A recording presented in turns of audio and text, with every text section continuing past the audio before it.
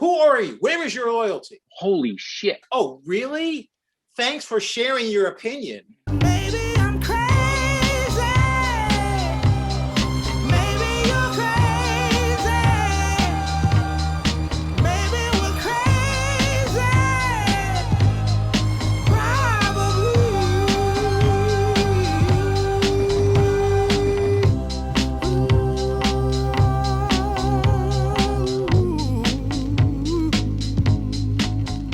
Today, Yes. we're talking about a very curious scene in Hamlet because, from my perspective, outside of the ghost's entrance at the end of the scene, it's basically a comment. It gives us insight into Hamlet's kind of thoughts and feelings about Claudius and his wantonness, his drinking.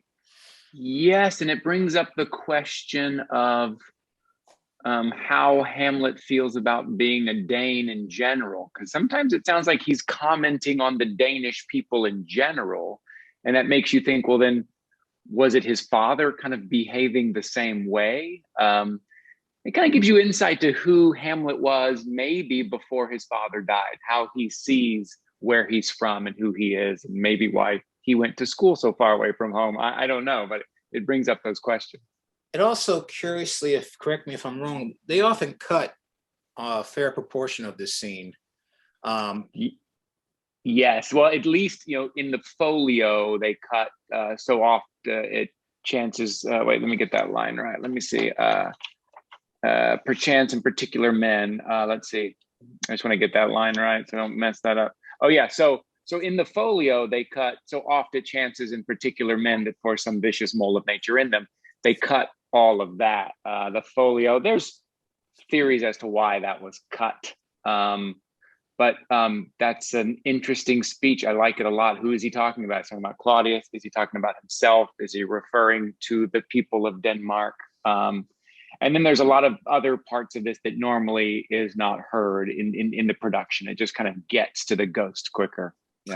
Yeah, that's the interesting thing. And then when I think about Hamlet in general, and the cuts that are often made, it is in the interest of getting to something quicker. And given, I guess, the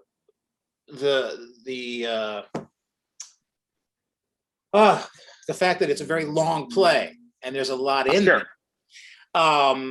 it, it makes me wonder why it is there, considering it is a very well-paced play in general, because the urgency that drives it, that sets the pace, and yet Shakespeare just delights in passing the time.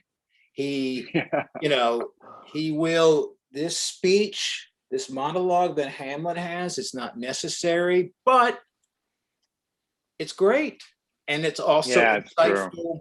And it examines, Hamlet's relationship to the States, to Denmark, and it gives insight to his thoughts on Claudius prior to him getting the info from the ghost.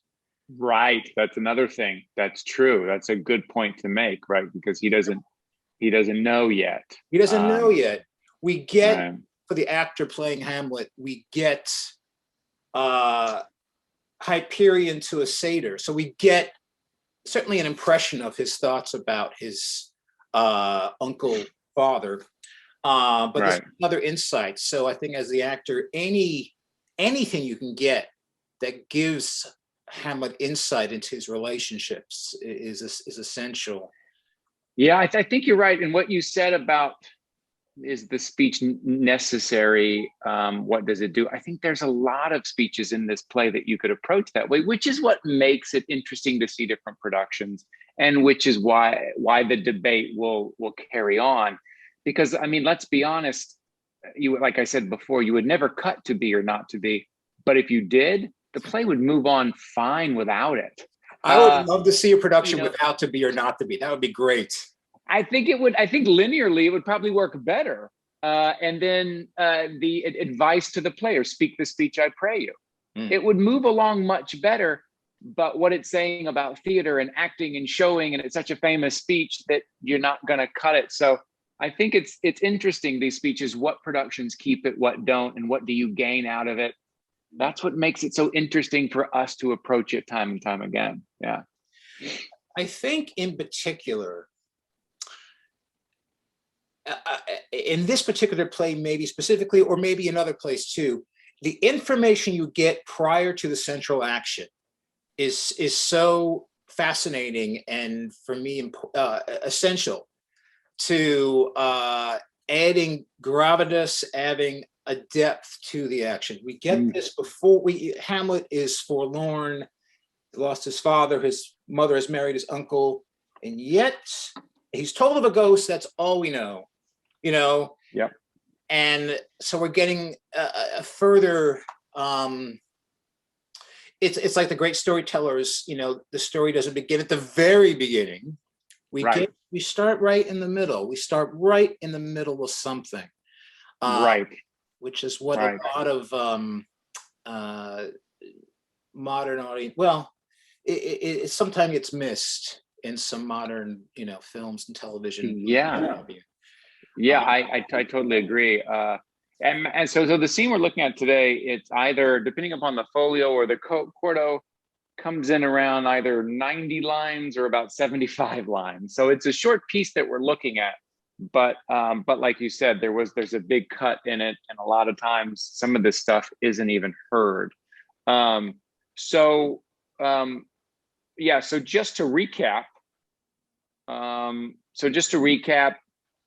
Hamlet has been told of this ghost that looked just like his dad, that is in arms, right, in armor. Now it's funny, I went back and looked at the scene, and they never tell him exactly the time.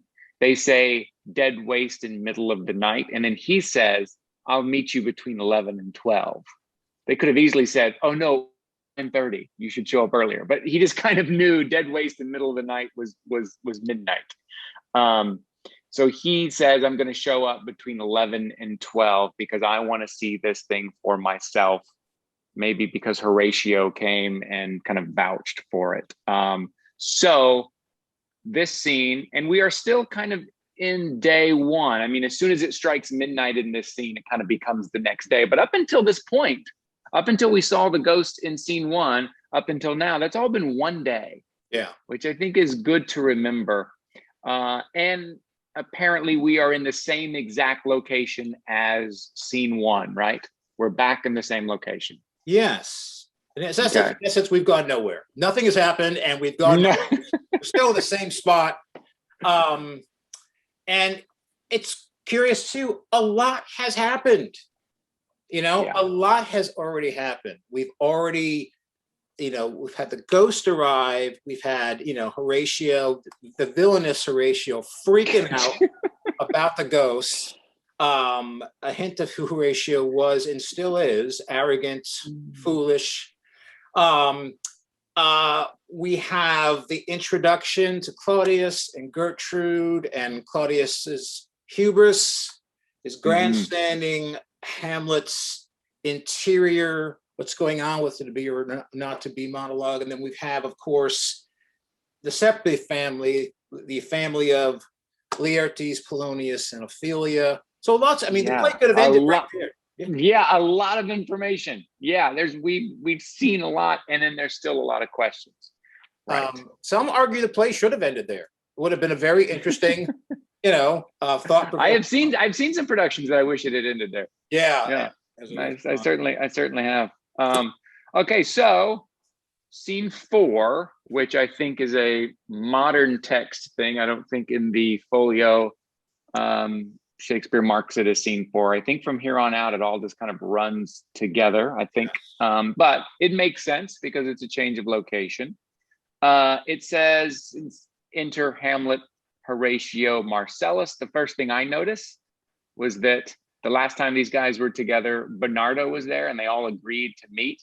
Now, for some reason, Bernardo's not there. And of course, I say it's just because things work better in threes. That's the simplest reason. It's not, they don't have a line about, he ate some bad fish and he's not feeling well or whatever. Which would be a great Did you get that from the earlier folio? Because that Yeah, there's an earlier one. Yeah. Yes. There's no where is Bernardo monologue, I believe they cut out. Oh, it is. Yeah, it's the longest speech in Shakespeare. And yes. And something that struck me just now, outside of a flying object, there's perhaps a foreshadowing here. Mm-hmm. Of course, when later in the play, when Hamlet is talking to Osric, and he sort of mimics whatever, just kind of agreeable whatever Hamlet is saying. It's very. My thing of that is like it's very cold. No, I think it's very cold too. No, Right. Oh, you're right. It's warm. Well, sure enough, the absolutely psychotic Horatio of the air bites truly. Wow, you're going hard on you are continuing going hard on Horatio. I have not forgiven Horatio from Act 1, Scene 1. He was such an arrogant knave. I can't let it go. Right. Okay, but I see what you're right. Okay, go ahead. Sorry, I interrupted. Continue with that thought. The air bites shrewdly, Hamlet says, the air bites shrewdly, it is very cold. Oh, it is a nipping and eager air. It sounds like he's either kissing butt or just like, let's just please this guy. I don't know. I mean, whatever gets in his pocket. Because as further revealed in this scene, it brings up 1,000 questions of how long has anybody been anywhere? True. That's a good point. Yep. It's funny, that first line, I've always wanted to play it, and I've never had the guts to play it, as the second part of that line is an explanation of what he meant by the first part of that line. So he says the air bites shrewdly and no one gets it, and he finally just says, it's very cold. Like, come on, guys. Oh, I would, you know what, that tracks. I've never had the guts to do that. Oh, but oh God. Now I would insist, if you ever play Hamlet again, or if you ever direct it again, someone's got to do that. Someone's got to do that. But you're right. So Horatio jumps in. It is a nipping and an eager air. I like the choice of the word eager. Yes. I like it. But you're right. I see. He's like, yes, sir. Yeah, he's the ultimate yes man. It's like he's talking. Is like, I got to say something. Respond to this. Hamlet's my guy. Yeah, it's cold. I got nothing to offer beyond that. That's all I got. Yeah. And it's interesting that whenever I've done this play or directed this play, the opportunity you have and the difference in kind of body position and posture of two guys who have seen the ghost and know it's coming around the corner, and one guy who's not seen it and who's just kind of hanging out, who wants to see it. And we're about to see it too with the cannons blast. I like it when they play that into Horatio and Marcellus thinking they hear the ghost and freaking out, and Hamlet knowing exactly what it is and not jumping. It's a nice little startled moment. It's also kind of a head fake a little bit, where it kind of fakes the audience out. Yeah. Antithesis. Yes, exactly. If you can show that between these two guys. So here's an interesting thing. Again, back to your point about Marcellus being the smartest guy in the room. Marcellus is the only one who knows what time it is that it actually struck 12.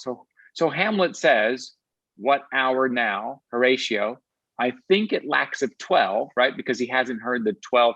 How do you miss 12 bells ringing? I don't know, but Hamlet and Horatio both missed it. And then Marcellus jumps in with, no, it is struck. Horatio, indeed, I heard it not. Exactly, because Horatio is an idiot. And he says, oh, it is struck. Indeed, I heard it not. Like, oh, really? Thanks for sharing your opinion. Like, are you doubting Marcellus? Like, it's bad enough you don't know, but it's worse that you doubt the guy that does know. That's what I'm telling you. That is funny. Whoever he modeled Horatio after, it was not a good person. So Horatio and Hamlet, neither one hear the 12 strike. Marcellus is very in tune and very aware to it, because now Marcellus has seen the ghost twice. Two different nights. I mean, it came back that second time. So then Horatio lets us know it then draws near the season wherein the spirit held his wont to walk. I also like to comment, just the lines they've always seemed to me in the playing of it, kind of almost staccato, short straightforward. I don't know if that is anxiety, cold, fear, but you go from Polonius's speech, right? These beautiful long ideas and long thoughts from Polonius to it is very cold, a nipping eager air. What hour now? Lax of 12, it is struck. Oh, indeed, I heard it not. Like bang, bang, bang. It's a very different rhythm and pace. And I think, again, the antithesis of Polonius to these guys who are cold and scared, those things should be butted right up against each other. No, you're right. It's kind of like something very meaningful and poetic to get something that's very pedestrian. What do you got with the time? No, I haven't heard. Yeah. Okay. It's pretty cool. Yeah, yes. Yes, I think that's right. I think you should lean into that. Absolutely. Absolutely lean into that. Yeah. Yeah, I heard it. It then draws near the season wherein the spirit held his wont to walk. And then, of course, now again, Horatio, who is he? How long has he been there? The trumpet sound, a flourish of trumpets and two pieces go off. What does this mean, my lord? How long have you been in Elsinore? Have you ever been in Elsinore? Is this your first time in Elsinore, Horatio? No, it's not. How can you not know these things? Well, and in Act 1, Scene 1, he was kind of the expert on Danish custom. He kind of knew a lot, or Danish history, maybe not custom, but a Danish history. He knew a lot about Danish history and the current affairs. So he seemed to be not only in tune, but Danish and native. Now, all of a sudden, he seems to know nothing about Denmark. It's okay. It's either one of two things. Either he literally knows nothing and just arrived and he's a liar, which was very possible, or he's just someone who goes to bed early, just never notices such things. He never noticed. He's an early to bed guy. Is this even Horatio? Yeah, I'm thinking no. This is an early to bed imposter who knows nothing and just is going to agree with everyone just so he can get by. That's funny. So that is that kind of head fake that I like. Maybe it's kind of a cheap bit, but I like it if when we hear the trumpets, we hear the flourish, we hear the cannons, that Marcellus and Horatio kind of react, Hamlet doesn't. It just shows that they're on edge. And I think it's interesting while we're waiting. Listen, I think this play is an exercise in suspense and in tension. And wherever you can find suspense and tension in this play. We had it in the first scene. We had it when Horatio came to tell Hamlet. There is tension and suspense in that. There's tension and suspense in that first soliloquy, oh, this too solid flesh. And in this part where they're waiting and then boom, a cannon goes off, you can't help but kind of jump and startle. And then once your attention is directed there and then you come back to a speech and then you get the real ghost, I think if you play into that, I think it works really well. Well, because it makes a point. I mean, I think the air is not just cold, but, it's as later professed by the great and powerful Marcellus. There is something rotten in the state of Denmark. There's something, there's some malicious something in the air. And so they can sense that. Yeah. So you're right. So Horatio hears the trumpets and the cannons go off.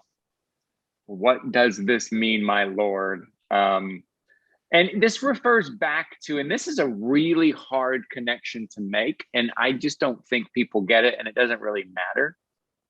But Claudius said he's going to celebrate Hamlet staying. So when Hamlet says, I will obey you, madam, Claudius basically says, a fair and loving reply. We will celebrate, and every time I toast to take a drink, the cannons will sound the heavens and all that stuff. So he's celebrating Hamlet staying is what he's doing. That's what the celebration and the custom is, that every time I drink, the cannons go off. That's what they're celebrating.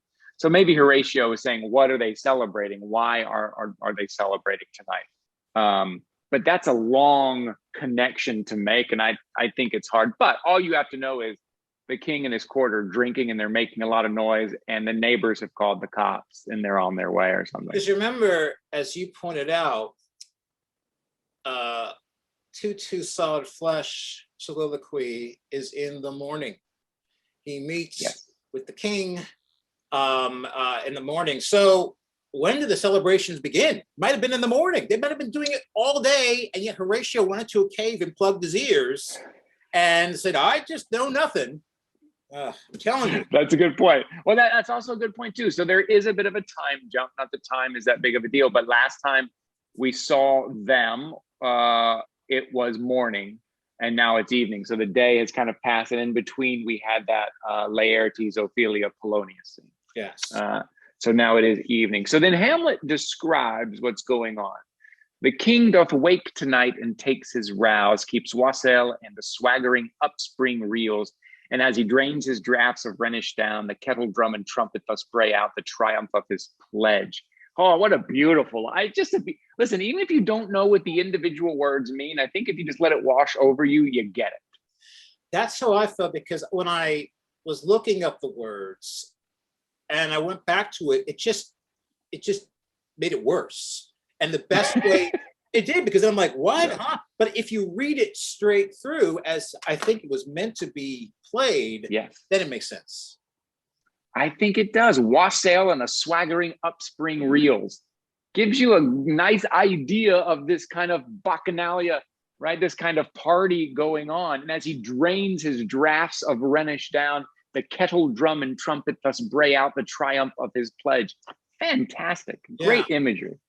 It's great imagery, and like a lot of Shakespeare, if you remove the wall of intimidation that a lot of people feel towards the Shakespeare, and you just let the sound and the words just fly off your tongue, you'll get it, because it's, it's written perhaps unconsciously or consciously with a complete understanding of human communication. So it has meaning beyond the dictionary definition of what the words might mean. So I have found that, yes, when I read it through, I understood it more than when I looked up what each word meant, on the song. Yeah, and when sitting and listening, that's kind of what I tell people. Let it wash over you. Don't fight every word. Let it wash over you, and you will get that meaning. Yes. And then you dive in. If you want to pick it apart word by word, there's double meanings and triple meanings, but that doesn't matter. Let it wash over you. I think that's a great example of those sounds and that imagery. Absolutely. That you will get the gist of it. So Horatio comes right in, which can be a kind of a finished line there. So after the triumph of his pledge, is it a custom? Yep, I know nothing. I know nothing. Right. Horatio, is it a custom? I've never been here before. It's my first time in Denmark. What's going on? I know nothing. I'm an idiot. Ugh. What is wrong with him? That's funny. What do you mean, is it nothing? Have you not been to Elsinore before? Do I know you?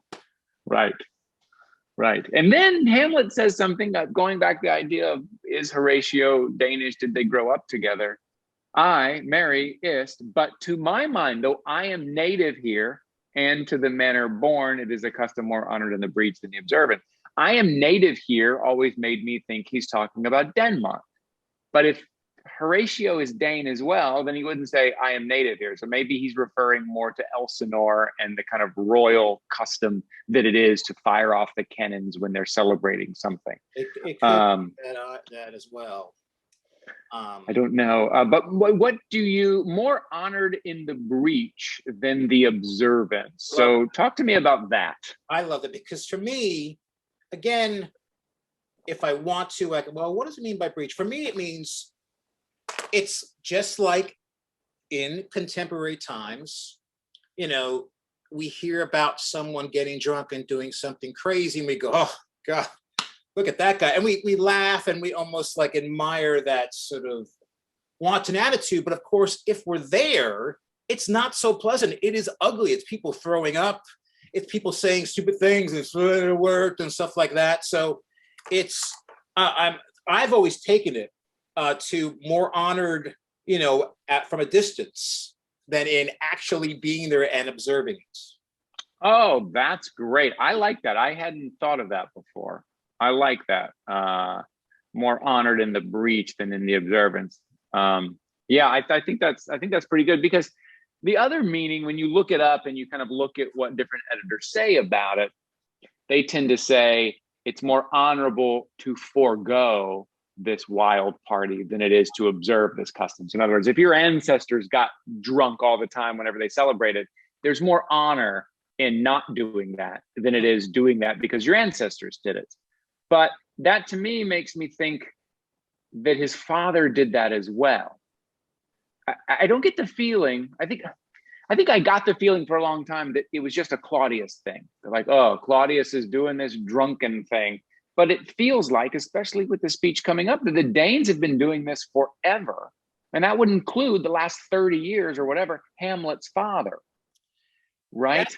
That tracks, right, because considering as he continues on with the monologue, he talks to the reputation of Denmark. And since, Claudius has only been king, what, a year? I don't know. Not that. I mean, I think according to Tutu Sullied Flesh, I think a month. A month. Well, married is the month, but Claudius becoming king. Well, he says within a month, married with my. Okay. Yeah, so from death to marriage was a month. Right. So, and since he's talking about Denmark's reputation as being drunkards, and and their good things they do is negated by their drunken wantonness, right? It would make sense that yes, it goes back to his late father, maybe his mother, cousin or two, etc. Yeah, right.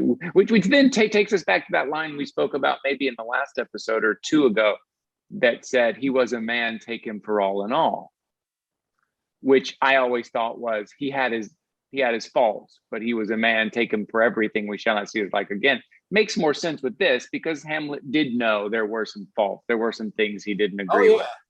It's one of the few times where Hamlet is fully grounded, because again, it's pre-Ghost. It's pre-Ghost. He's like, I'm a normal guy. He's pretty practical and pragmatic. Yes, okay, sure. He had suicidal thoughts. Who wouldn't? Father's dead. Right. Mom marries Uncle Carl, etc., etc. But he's pretty grounded. He's pretty level, and you get touches of this later on in the play, but never this grounded for an extent. Yeah, it really is. You're right. I guess I never saw that. It is kind of it is a rare quiet moment.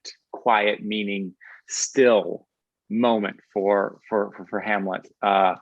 So he says, this heavy-headed revel, east and west, makes us traduced and taxed of other nations. They clep us drunkards, and with swinish phrase soil our addition. And indeed, it takes from our achievements, though performed at height, the pith and marrow of our attributes. Yeah.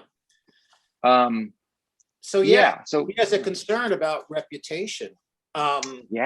Yes, and he's had that concern. Well, this isn't I always say play it like it's the idea, but this is obviously something that he has struggled with before this moment, that he's been aware of, right?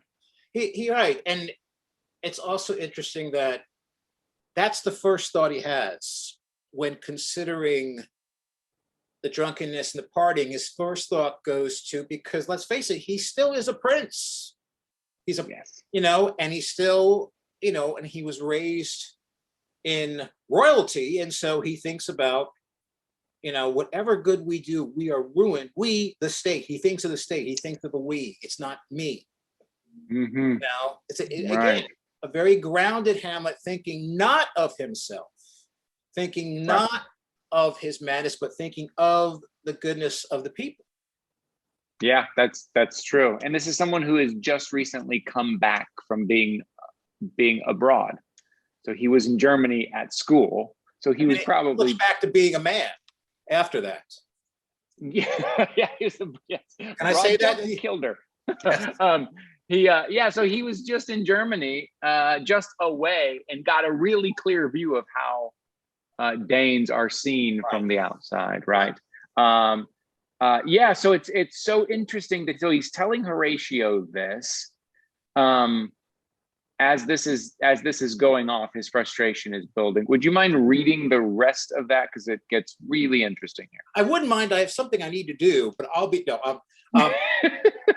So oft it chances, in particular men, that for some vicious mole of nature in them, as in their birth, wherein they are not guilty, since nature cannot choose his origin, by the overgrowth of some complexion, oft breaking down the pales and forts of reason, or by some habit that too much overleavens the form of plausive manners, that these men, carrying, I say, the stamp of one defect, be nature's livery or fortune star, his virtues else, be they as pure as grace, as infinite as man may undergo, shall in the general censure take corruption from that particular fault.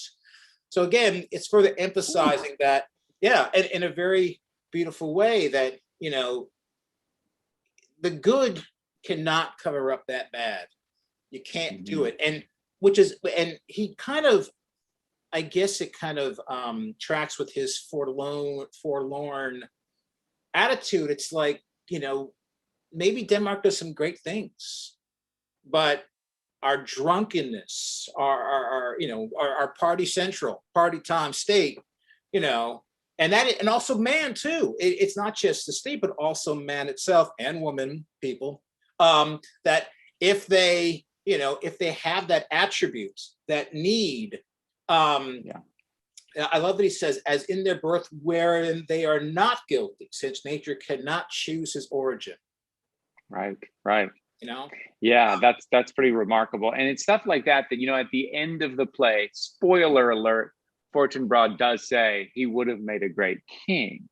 And, you know, people say, why is this a tragedy? And you think, well, because everybody dies at the end. Well, it's a tragedy because someone who would have been a great king died before they had the chance to. And it's a little speech like this. It's a little idea like this that makes you think, yeah, that guy's onto something. Maybe he would have changed things. Maybe he has the view of the larger state in mind.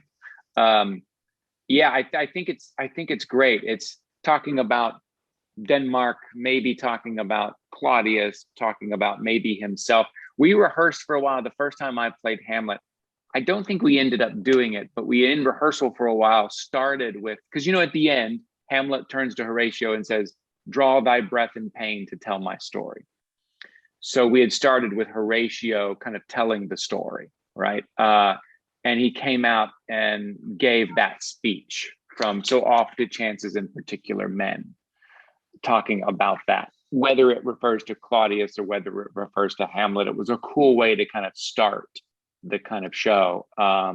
Or you could start with the speech that he gives to Fortinbras at the end. But that speech, I've always felt like it stands on its own. You could really take it out of the play and put it anywhere. You could put it in most plays of Shakespeare. You could just put it in anywhere and it makes a lot of sense. I love it. He says, you know, carrying, I say, the stamp of one defect, being nature's livery or fortune star, is virtues else, be they as pure as grace, as infinite as man may undergo, shall in the general censure take corruption from that particular fault. So, right, I mean, either born of something great or doing something great. Yeah, it's sad that one mark, you know, just kind of blankets everything else. And you really, there's, you know, it's why that is, I don't know. I mean, I guess. What does he talk in that particular moment? If you're the actor playing Hamlet, like, where is that coming from? What are you referring to? Are you referring to the state of Denmark being, we could be great? But even though he says particular men, is he talking about the custom and the tendency to be drunkards in Denmark? Or is he talking something more personal? Well, it's not his father, because no one in the play speaks of his father as a drunkard. Yeah. That's not what comes to mind. A few times they did speak of the first King Hamlet. It's of some sort of, as if he's almost, you know, a deity of some kind. Like they don't really, there's no like, well, you know, he drank too much. I think, I'm guessing he speaks of Claudius. Because it's part of his misery that the one, you know, his uncle, who he clearly does not think much of, refers to him as a satyr, and not a Passover kind. And he not only takes over his father's role, but he marries his father's wife. And so when he hears the drunken revelry, it just fuels his fire, but not his rage, actors out there. It fuels his sorrow. That's my, in terms of the personal, that's what comes to mind. Now, granted, you know, Hamlet's father may have done the same thing, but maybe not to this extent. Yeah, right. The only thing that keeps me from thinking it's about Claudius is that he's talking about all of the good things a person can be in this one defect. I don't know that he sees Claudius as all of these other good things. I think he almost at this point sees Claudius as a lost cause. So I don't know. I have no idea. And we'll find it in the rehearsal room. I have no idea. But I love the speech. Yeah, it's a beautiful speech. I mean, unfortunately, there's nothing in the text that would indicate that Hamlet is speaking of himself, of his own flaws, but there's just, you know. Right, yeah. But it's important to ask the questions as you just did. I think those questions are extremely helpful to the actors. The fact that we ask the questions. Yes, Right. Yeah, and then it ends, and there's the last line. Why don't you read that last line? After that, the dram of evil doth all the noble substance often doubt to his own scandal. And in the middle of the line, right in the middle of Hamlet giving this great speech, right as it starts to really ramp up and pull you in, then we enter the ghost. And listen, I love, you know, stage direction is simply enter ghost. Every production does it differently. Is there a sound effect with it? Do we not notice the ghost until Horatio points out the ghost? Is he lit differently on stage? Like how you deal with the ghost is one of those big questions when you produce this play. What's it going to look like, right? In the Burton production, you only saw the shadow and it was John Gielgud's voice. In the Jonathan Pryce production, he played his own ghost. The ghost inhabited his own body and he changed his voice and did the whole ghost scene with him. I love going into a production and saying, how are they going to deal with the ghost? How are they going to present the ghost? Because Shakespeare gives us enter ghost, and that's it. Pretty great. Keeps it simple. I also notice Horatio comes in on the interrupted line, to his own scandal. Look, my lord, it comes. Again, the pace. There's not like a giant pause. Dun dun dun dun. Here comes the ghost. You know. And also, one could say Horatio was not even listening to what Hamlet was saying. Just sort of like, hey, okay, look, the ghost is coming. You know, I think you're onto something. And I think that even makes sense a little bit. Hamlet's out there giving this great speech, this great deep thoughts by Hamlet. And Horatio's looking the entirely other direction because he's scared out of his mind. I think that's a good point. I would play that in rehearsal. I'd give that a try. I'd go fully there. And then what follows is Hamlet is very articulate when he addresses the ghost. It's not like, oh my God, it's a ghost, help me. It's more like, I've got a lot to say right away. You know, he's like vomiting these beautiful words. Arguably, he does better than Horatio did the first time Horatio saw the ghost. Not arguably. It's no argument. Now, okay, why don't you read the first couple of lines? Okay, yeah, great. And pointing out, as I read this, listen for the antithesis. It's all over this speech, right? Angels and ministers of grace defend us. Be thou a spirit of health or goblin damned. Bring with thee airs from heaven or blasts from hell. Be thy intents wicked or charitable. Thou comest in such a questionable shape that I will speak to thee. I'll call thee Hamlet. So I'll stop there because up until that one midline stop, that's all one thought. Not that you should rush through it, but it shows you the mindset of Hamlet, that he doesn't stop after each one. He's saying it all drives through, I will speak to thee. In other words, I'm going to speak to thee whether you are a spirit of health or goblin damned. I'm going to speak to you whether you bring with the airs from heaven or blast from hell. I'm going to speak to you whether your intents are wicketable or charitable, and even though you come in a questionable shape. That's what he's saying. And so there's that feeling involved. And there's an urgency because, lest we forget, this is Hamlet's first time ever seeing a ghost, let alone the ghost of his father, which he clearly recognized because he says, "I'll call the Hamlet king, father, royal Dane," etc. He's not, Yes. he instantly recognized him.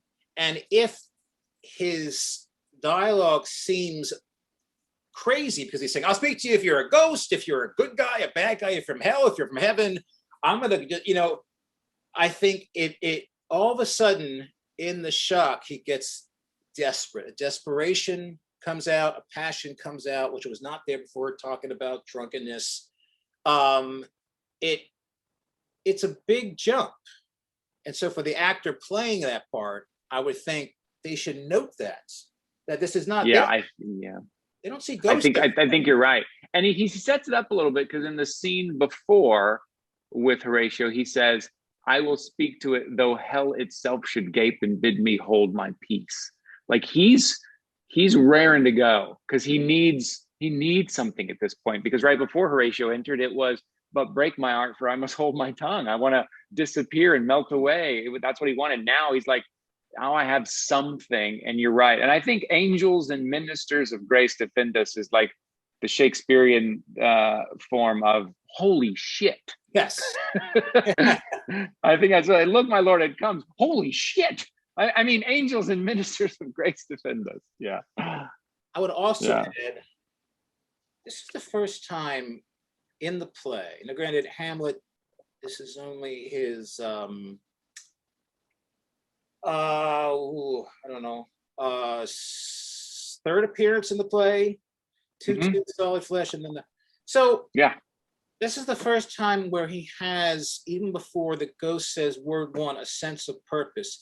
This is the electric shock therapy, which has brought his dead, dying soul and body alive again. Wow, that's such a great point. I've always said, "Oh, all you hosts of heaven," his soliloquy after he talks to the ghost is the launching pad. And you can't launch before that. That's the launching pad. But you make a good point. I think it starts even here. He's not launching yet because he doesn't have the information, but he has a purpose. He has the shock of possible purpose here. And this is where it starts ramping up. So then by the time you get to all you hosts of heaven, you can launch. I think that's a really good point. He in his shock are called the Hamlet king, father, royal Dane. Oh, answer me. It's like he's filibustering the ghost until a sound comes out. Let me not burst in ignorance, but tell why thou canonized bones. Is it Hersed in death? I guess you could say. Yeah, Hersed. I think it's Hersed, yeah. Hersed in death have burst their cerements. Why their, is it sepulture? Sepulcher. Sepulcher. Yeah, I know. Yeah, sepulcher. Have burst their cerements. Why the sepulcher, where he saw thee quietly interred, hath oped his ponderous and marble jaws. Very beautiful, very articulate. To cast the sorry, I didn't finish the thought. Just going on the page. Sure. It's like he's not giving the ghost a chance to speak. Hello. He's not. That's what's so funny. He's not. And I think that's a good point. And that should inform the actor. What is going on? It's not like what the other guys did, right? Not like the other guys kind of, gave asked a question, or Horatio commanding the ghost to speak. There's all of these thoughts going on through Hamlet's head. And I just think too, in reaction to where the soldiers didn't say a word to the ghost, right? Horatio comes and kind of bumbles his way through and asks if there's buried treasure. Taxes. And then, yes, and then Hamlet's reaction, you just see Hamlet just thinks differently, speaks differently. He's just, you can really see the difference in who Hamlet is in this play, in this reaction. And the fact that there are midline stops, like where you just stopped, hath oped its ponderous and marble jaws to cast thee up against. What may this mean, that thou, dead course again in complete steel? Like he keeps going. He's not, those midline stops is not a place to stop and let the ghost answer. that midline stop means another idea right on top of the previous idea. I would love to see a Hamlet where the ghost is going to speak, but he keeps Hamlet just wasn't shut up. Because he just keeps going. My goodness. Yeah, it's so funny. That's hilarious. Yeah. What may this mean that thou, dead course, again in complete steel, revisits thus the glimpses of the moon, making night hideous, and we, fools of nature, so horridly to shake our disposition with thoughts beyond the reaches of our souls? That's the first kind of question. All of that speech. And then that's really the first. So you're driving through, and I don't mean fast. I'm just like, that's the idea. That's where you're headed if you're playing this speech with thoughts beyond the reaches of our souls. Why? He's asking why. What has caused this to happen and make us look like fools? For the actor playing Hamlet, because there's no subtext in Shakespeare, and so we get a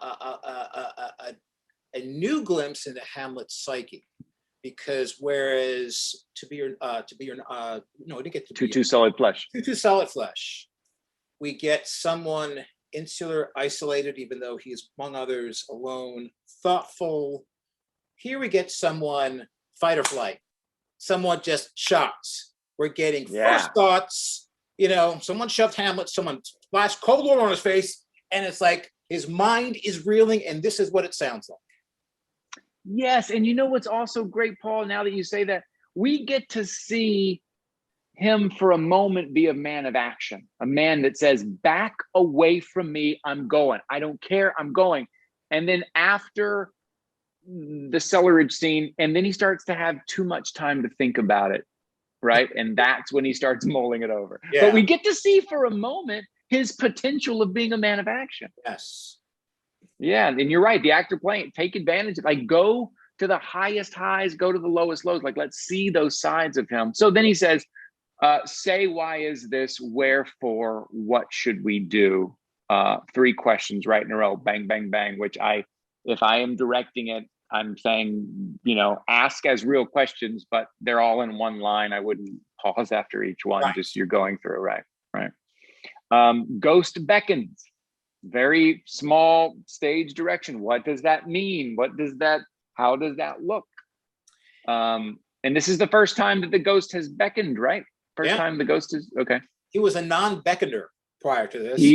Yes. He was unbecked. And yet Shakespeare uses his villainous Horatio to describe the action. Even though we see the ghost beckoning, still Horatio says, it's beckoned you to go away with it as if some impartment did desire to you alone. How does he know that? Yeah, it is interesting. In one beckoning, we're just talking about a beckon. Now, how does he get all that from the beckon? I mean, that's quite a beckon. I know. I mean, Horatio. I'm not saying beckons don't translate, but sure, when they do, how is it that Horatio, of all people, who knows nothing, says, oh yeah, right. He's thinking, you go over there, and also he's thinking alone. Right. Horatio speaks beckon. Yes, he must. He must have studied beckonry in Germany. Master of Thank goodness this ghost speaks beckon. I'm fluent in beckon. And then Marcellus that's right. interrupts the line. Look, with what courteous action it waves you to a more removed ground, but do not go with it. At least Marcellus gives an insightful comment as opposed to ridiculous beckoning guesswork. Beckoning guesswork. So yeah, look with what courteous action. I love that. Like as if the ghost is bowing. Yes. Like the ghost, courteous action, it waves you to a more removed ground, but do not go with it. So again, this is up to the director and the production. The play is telling you kind of how to do it and what we should be seeing. It's up to you to do that, not dressed as Tron, and getting angry and like, yeah, it's beckoning. It's simply beckoning. Okay, but so Marcellus is the one who immediately says, do not go. He says it first before Horatio. Horatio is like, the ghost wants you to go somewhere by itself. And Marcellus goes, don't go. And Horatio goes, yeah, don't. You shouldn't do that. Again, I don't want to agree with. I don't want to agree with you, Paul. But the text is supporting your theory. they should make a Hamlet, or we should make one where Horatio kind of wants Hamlet to die, and he's like, "Yeah, he wants you to go with him and go alone." I know you should do that. Oh yeah. No, you shouldn't do that because it's like, what? Why would you suggest that? And why do you think? I mean, again, what is Horatio's agenda? Very unclear who he is and what. I think he's an agent of Fortinbras. I'm just going to say it. Just going to say it right now. We said it early on that if you're playing Horatio and you're trying to track Horatio, good luck. If you figure it out, let us know. Yeah. I mean, it makes you think of the idea that when they all run off and then like a guy dressed as the ghost comes out and pulls off the mask and goes, "How was that, Horatio?" And he's like, "Good job." Like, yes. we're going to make him go crazy. I would buy it because the text, as you mentioned, and so particularly when it's an interrupted line, but do not go with it. Oh no, but because he interrupts him because he's like, "Oh shoot!" In a millisecond, realize, "Oh yeah, I don't want to be revealed of who I really am." So don't go with it. Oh yeah, by all means, don't. Yeah, I forgot to mention that before. Yeah, I forgot to mention that part. Don't go with it. So Hamlet is laser focused. Like you said, he has a mission, he has a job, and he's called this ghost father. It looks like his father. It will not speak, then I will follow it. So this comes back to our idea that we'll be talking about throughout the play is what are the rules for the ghost. So at this point, the ghost shows up at the same exact time. It shows up at the same exact place. It doesn't talk, but now it beckons. And apparently it's only beckoning one person.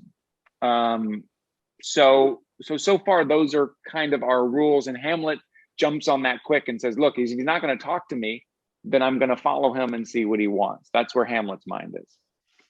And yeah, in terms of the rules of the ghost, like why, I mean, he could easily just stand where he is and say, "Oh, great, glad you're here. Looks like, your uncle killed your father." And, like he doesn't want Marcellus. He doesn't want Horatio. Yeah, he doesn't want them to hear, definitely not Horatio. He doesn't want to Marcellus. And so if you're the director and you're directing this, is the ghost like, you, not you? If they keep standing in front of each other and he goes, "Oh, no, you if you move, you beckon, you." He gets frustrated. Like, "I believe it's leaving. Horatio, quick, use your beckoning skills." If would be so great if Marcellus went with the ghost. Yes. The ghost look like, not at all what I was asking. And what would he say, Marcellus? Like, what kind of job do you have? It's my favorite Three Stooges episode. It's the Three Stooges meet the ghost of Hamlet, and none of them know. All he wanted to talk to was Mo. Exactly. It will not speak, then I will follow it. Horatio, do not, my lord. Hamlet again becoming a man of action, a man who's standing up, which, I like this Hamlet and you should go for it. I think this is your chance to really go for it. Why? What should be the fear? I do not set my life at a pin's fee. And for my soul, what can it do to that? Being a thing immortal as itself. So what I think he's saying there is, if I go with it, what's the problem? So he's separating life and soul. Right? Those are two different things, like basically body and soul. I do not set my life at a pin's fee. I think that means I don't value my life very much right now. Pin's fee being, I don't even set it that high. And then if that's my life, my soul is immortal. The ghost is immortal, apparently this thing. So what can it do? There's nothing it can do to my soul. What do you think that means? Well, that's what I feel it means. But the line, "my soul is immortal," is curious. Why would his soul be immortal? Does he believe?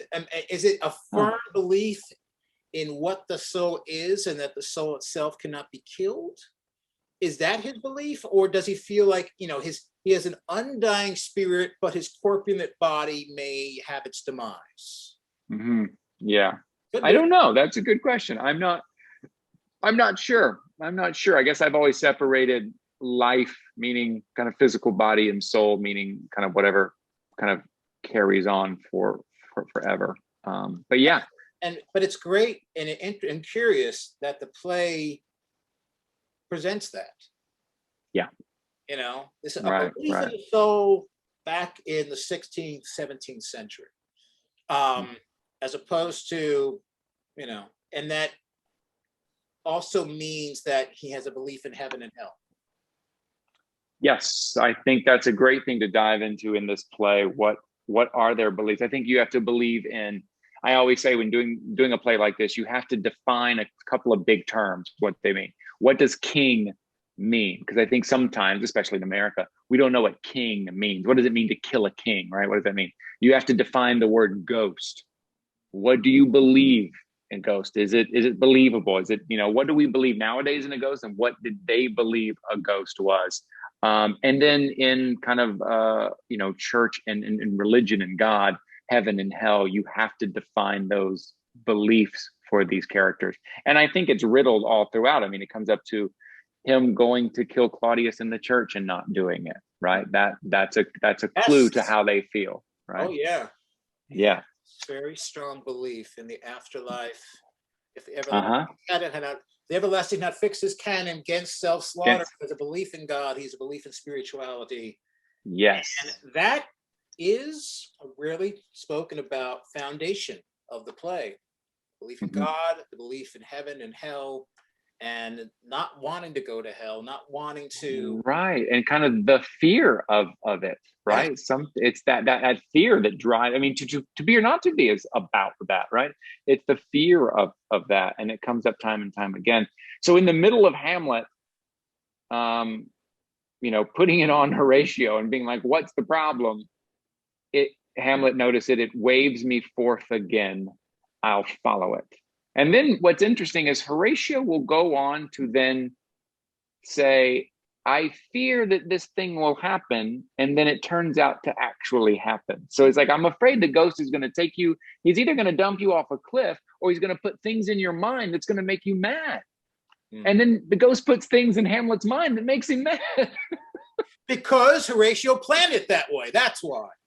Damn it, Paul. Yes. Man, I don't want to agree with you, but it's all right there. It's all right there. Yeah, it's a curious speech Horatio has. Go ahead. It's what if it tempts you toward the flood, my lord, or to the dreadful summit of the cliff that beetle o'er his base into the sea, and there assume some other horrible form which might deprive your sovereignty of reason and draw you into madness, right? Interesting foreshadowing, a very rare, insightful moment for Horatio if he was not evil. But because we know he is evil, of course, we know that's part of his plan. Think of it. The very place puts toys of desperation without more motive into every brain that looks so many fathoms to the sea and hears it roar beneath. Wow. Yeah. It's really interesting. It's like, what if you accidentally kill your girlfriend's father and then she commits suicide? What if there's a poisoned sword in Act 5? And Hamlet's like, what are you talking about? Horatio lays it all out there for us. And it's a curious Horatio that gives off a different impression than what we've experienced so far. Because all of a sudden, he actually gives a crap about something. We think he's giving the impression of. And he's giving some very telling insight. And as you mentioned, a foreboding look as to what is going to happen. Yeah, it's true. It's great. And then Hamlet, of course, kind of like how Horatio was only half listening to Hamlet. I think Hamlet's only half listening to Horatio here because he interrupts him to say, it waves me still. I mean, listen, I get a little emotional at this part, especially coming up, my fate cries out. Because I just imagine, and I've been there on stage, right? I've played this role after I lost my father too quickly and with regret and feeling like you lost time and there was things unsaid and all of that stuff. That being on stage and seeing this spirit that looks like your father saying, come with me, I have something to tell you. And there's no way you're not going. There's no way you're not curious. There's no way that your heart won't let you go there. So Horatio saying all this stuff that makes sense, and all Hamlet says is, it waves me still, go on, I'll follow thee. Like, I'm going right now. it just makes sense to me. The way Hamlet's behaving makes sense to me right now. And I have felt that many times.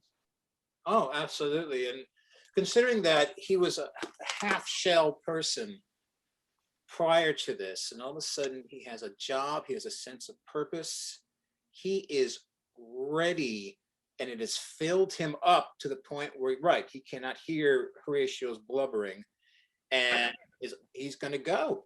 He's right. I'm going to go. Clearly, wanted me, not you, Marcellus. So I'm right. And it's his father. And if you do a little bit of work on, when he found out his father had passed away and he showed up and his father passed away without him saying goodbye and all that kind of stuff. Like, now he gets a second chance. It's a quick second chance, maybe.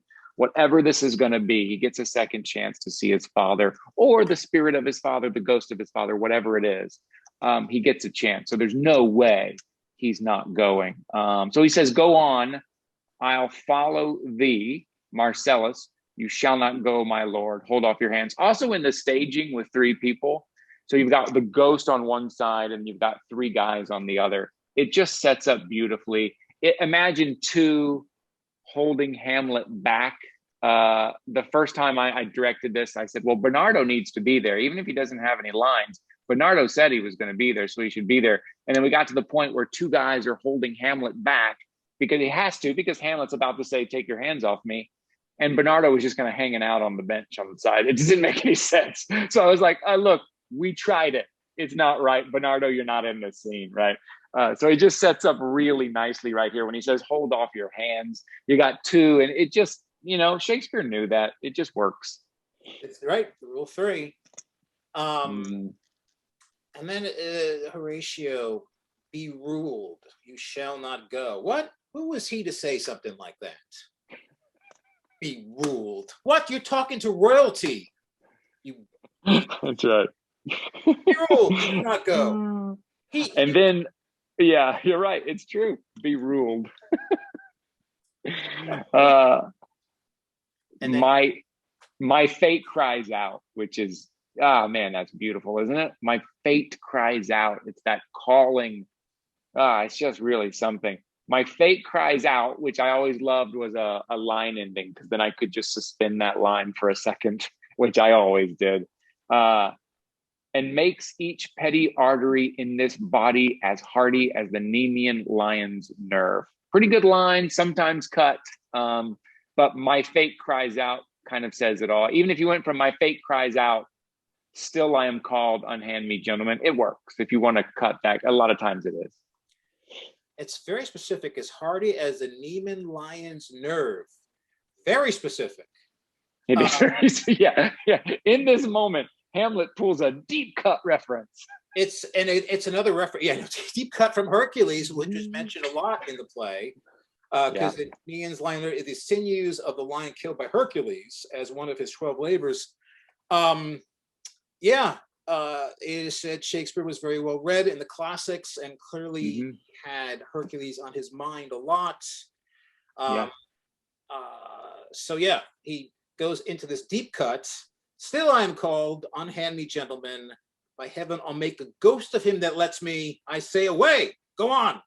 And then, of course, not doesn't yelling at the ghosts. So it's funny. Go on. Yeah. He's like doing it one thing. He's stating his presence. He's fighting them off. He's talking to himself. He's talking to Marcellus and Horatio, and he addresses the ghost. Yes, right. And I think the use of the word "lets" kind of has the opposite meaning of what we think of it today, right? I'll make a ghost of him that I think it probably means prevents me or tries to hold me back, right? Not like we hear "lets" and we think of allows. It's not that. Of course. And I love it's by heaven. By heaven, I'll send this person to heaven. By heaven, I'll make a ghost of him that lets me, I say, away. And then he turns to the ghost. Go on, I'll follow thee. It's a beautiful moment. And a lot of times in that moment, you see him, Hamlet, pull a sword from Marcellus because he's going to need the sword in the next scene. When they swear upon the sword and stuff. But Yeah, it's a great moment. It's an active moment for Hamlet. And if you're directing this production or you're acting in it, you've got to go full out there. You've got to take that moment. And so he exit Ghost and Hamlet. So the ghost does start to leave, and Hamlet just follows him. And then Shakespeare could have ended the scene there very easily, but instead he continues on with these very quick chat between Horatio and Marcellus. With he waxes desperate with imagination. Let's follow, 'tis not fit thus to obey him. So Horatio automatically is like damning Hamlet. He waxes desperate with imagination. What? Horatio? Yeah. Who are you? Where is your loyalty? None. Right. And Horatio is not the one who wants to go save him. Marcellus is like, we need to go and help him. And Horatio's like, nah, it's far gone. Yes. What? I'm telling you, he is probably the most villainous character Shakespeare has ever written. You know, I think you're onto something, Paul. Because look at that. I mean, it's ridiculous. He waxed desperate with imagination. Let's follow. 'Tis not fit thus to obey him. Have after. To what issue will this come? Like, far gone. What is wrong with you? Your supposedly good friend, not really, guy you just met that night, is being taken. It went off with a ghost to some private place, and he's like, "Yeah, he's a lost cause. I'm moving on. I'm going to go back and party with the king." That is so funny. Now, I do think those lines are written. I mean, one of the most famous lines comes out of that, but I think they are kind of written to kind of cover the change in Ghost and Hamlet have to walk off and enter to be in a different place. So it's a nice little cover, but you're right. It says a lot about Marcellus wanting to go and be the hero, and Horatio saying, "Heaven will direct it." Yeah, he's saying, "Heaven, it's out of our hands now, heaven." And then Marcellus even says again, "Nay, let's follow him." So I like to believe that they did, at least Marcellus did, follow them, but in the ghostly sense of whatever the ghost is doing, Marcellus couldn't find them. They kind of disappeared into the night until Hamlet wanted to be found in the next scene. So I like to think that Marcellus did go after. He says, "Nay, let's follow him." Marcellus goes the same direction, tries to save Hamlet, and this ghost scene happens on another, time frame somewhere else in the night.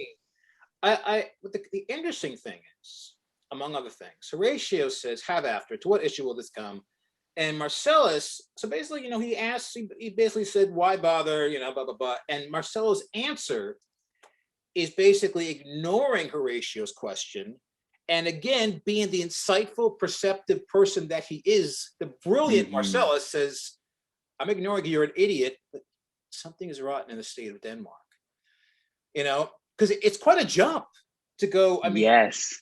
Have after what it will come, something is rotten in the state of Denmark. It's like Marcellus has come to his own resolve, absent of this supposedly learned idiot. It's true. It's true. The guy who told me to hit the ghost with a partisan. Yeah, thanks a lot. And so what does Horatio say to one of the great lines? Something's rotten in the state of Denmark. Heaven will direct it. Yeah. It's right, like right, exactly. He's I think he's afraid. Horatio is being a coward and saying, let's in God's hands now. Let's go. Let's get out of here. Yeah, right. What is Horatio's plan? If not to follow Hamlet, is Horatio like, let's just sit here until he comes back, or let's meet up with him later? I'm sure he's okay. Like, yeah, what would Horatio's plan be? And yeah, something's rotten in the state of Denmark. You're right. Is Marcellus talking about the bigger picture too? Right. He's like one of the first people to look and say, all right, there's a bigger thing going on here. It's the state of Denmark. Something big is going on here, and it's not right. It's not just like Hamlet's story. There's something else going on here. Yeah. It's Marcellus, one of the great unsung parts of Shakespeare. Nobody talks about Olivier playing Marcellus. Nobody wants to play Marcellus. They should. Yeah, they should. He should be in the rest of the play. We need to fit him into the rest of the scenes. I know. Somewhere we need to put Marcellus in there. Do a hashtag free Marcellus sort of campaign. Get him his own, it's like, what happened to him? Yeah. So heaven will direct it.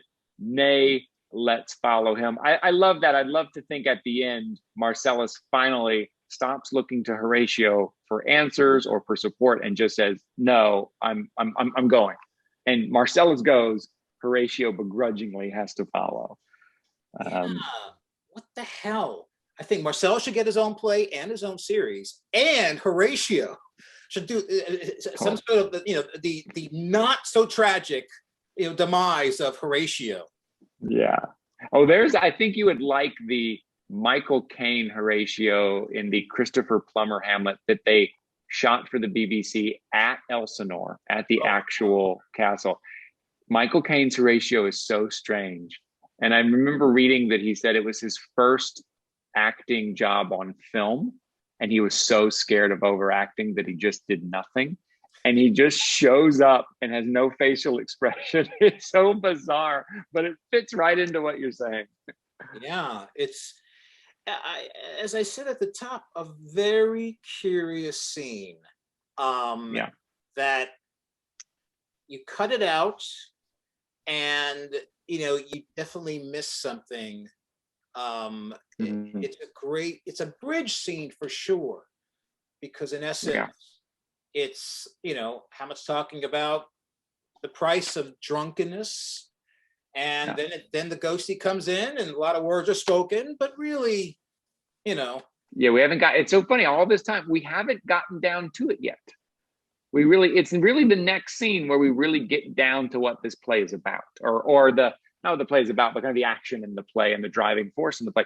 Up until now, and all of this, a lot has happened. We've learned a lot about these people, but the main action, the main shoe has not dropped yet. We haven't got to it yet. It's pretty amazing. Yes.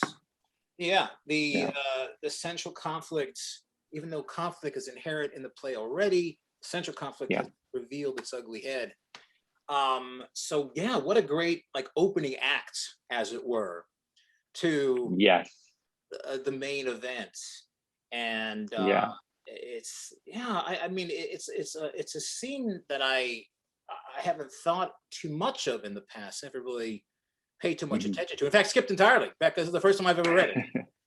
Whenever we go to see Hamlet, you always close your eyes and close your ears. You will not have it. I will not. I actually walk out. I walk out. Let me know when it's done. I'll just run back in. And it's so interesting that from this scene, that one line, there's something rotten in the state of Denmark. Why is it that one line that became iconic? Right. Right. Right. Why that line? I don't know. And I love that big iconic line comes from a character that's only in the first couple of scenes that most people don't even know his name. Yes. Right. Who says something? Probably Ophelia. Nope. Nope. Yeah. Name the character who says that. I bet most people couldn't name it. Yeah. Is this Marcellus's farewell? Is he in at any part of the play afterward? Yeah, so he comes back for the Celeridge stuff, right, to swear on the ghost, but then after that, that's it. Okay, right. But then after that, he swears, and then he skips town. He skips down, or I like to believe he's waiting patiently right outside in case anyone needs him. He's an honorable man now, Marcellus. And so then I love a version of Hamlet where the play ends, good night, sweet prince, Hamlet, everyone's dead, and then Marcellus comes in and goes, what happened? What did I miss? Yeah. Do you need anything, sir? What the? Oh no! Looks like they're all dead. Darn! I did not do my. That did not work out. Oh well. He just slowly walks backwards out. Just slowly. He just Homer Simpsons it into the shrubbery. Yes. That's it. So we see Marcellus one more time. And that's curiously, never again a key character. Mm-hmm. Curious, wouldn't you say that? You think Shakespeare forgot about him, or he figures, I got more pressing stuff? No, I think, I think the train kept moving forward, and I also think the actor who played Marcellus probably plays one of the players as well. I think that actor goes on to play other things, but I think the train keeps moving. And then, curiously, Horatio's in just about every other scene coming up. Horatio's in a lot of the play. So obviously Shakespeare was influenced by someone who was Team Horatio and said, all right, fine. But I would love to see a Hamlet where at the final scene before the duels, Marcellus somehow shows up, and Hamlet goes, "All right, Marcellus, where have you been? Marcellus, buddy. Past 4 acts. Good to see you, sir." I love that Hamlet would call it the passport act. Yes. I think that'd be great. I'm telling you, I would appreciate that. And Marcellus, like, he looks different, like he's grown a beard. Maybe he's got a crazy hat. Maybe he's, he's like got his arm around a mule. Something curious is going on there. It explains where he went and maybe why he didn't come back so quickly. Got his arm around a mule. Yes. I would welcome that. It's justified by the text. Granted, we'd be adding to the text, but still. No, man. Oh, that's the best. Well, good. That was 90 some lines. Good stuff. It's nice to go line by line and to really see what's going on and what's being said in there. Because listen, this scene, after So Oft a Chance in Particular Men, this part goes by quickly. It flies by because everyone's kind of on top of each other, and the grabbing and the pulling and the beckoning, and it goes by very quickly. So it's nice for us to take it line by line and take a close look at it.